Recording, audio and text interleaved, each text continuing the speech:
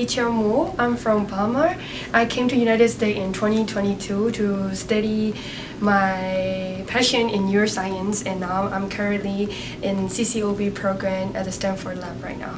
So the reason that I got into this program was because I didn't have lab experience in my community college at Skyline, so I wanted to get experience, and then that's why I applied this program. And I am in the FAME lab. They are exploring about brain and CSF, cerebrospinal fluid, in mouse pre-development system, and which is really cool. And I get to be a part of this amazing project that called investigating the role of CSF in brain development using the ex utero system. I am now in Skyline College. I'm a second-year cognitive science major, and I want to major in neuroscience, and definitely want to go to grad school after undergrad. Yes. So right now I'm going to be explaining about my project, which is cerebrospinal fluid in the brain development. In ex utero. Ex uteros mean we're keeping the embryo alive outside of the pregnant mom, so which is pretty cool and exciting.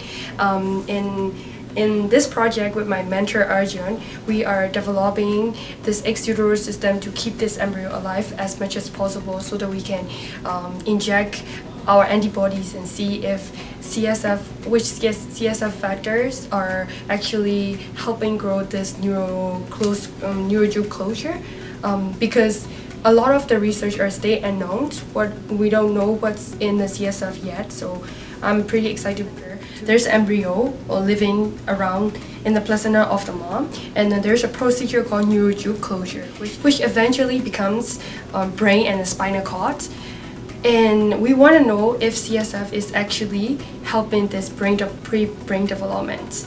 So this is the embryos in E8.5, so before the neurojuice close, and then here this is the neurojuice close already, and after even here cerebrospinal fluid in March, and then which is the main provider essential for our brain and the spinal cord.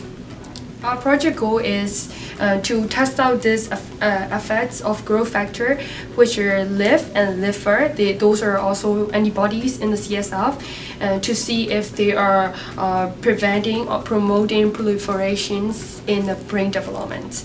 And we also want to keep this embryo alive outside of the pregnant mom as much as possible, so we're also trying ex utero systems. And I'll show you the most exciting. Our lab is pretty excited about this video. You can see this embryo breathing outside of the mom, which I've never seen any of this in my life before. So it's pretty life-changing, and my mentor and my PIs are really good at explaining and helping me out in step-by-step, so I'm really grateful for that. And these are before injection, and then we injected with, this is with the blue dye. So we injected embryos half brain with wet antibodies, and we'll compare with the control one, and to see if they're improving in the brain developments or not. And this is the brain time. And my workloads include this dissection, injection, and we incubate them, and we preserve. We choose like what could be the best possible to get sectioning, and after that we section and then imaging, and then the last step is to see if how they're affecting each other, of course. In these, we try a lot of like conditions with this for this experiment, and the most important and the most improved result was we were able to keep the embryo eyes developed outside of the mom, which is really cool. And we were able to keep the embryo alive up to 13 hours, and then eyes developed too. So which is very positive. We're very positive about this result, and we try to keep this protocol, changing the protocol, gas environment, a lot of the factor to keep this embryo up till 48 hours, of course. And then we need to add prolonged anti-fade, right, to stop the tissue from degrading. So we will grab that like that. Okay? Yes, absolutely. So we can do the other two.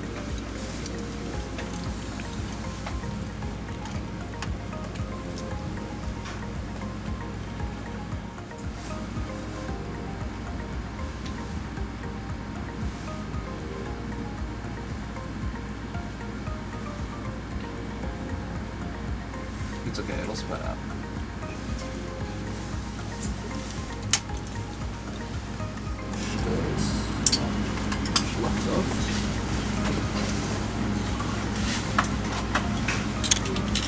These are the brain session that I did yesterday, and now we just did. So we're trying to get image out of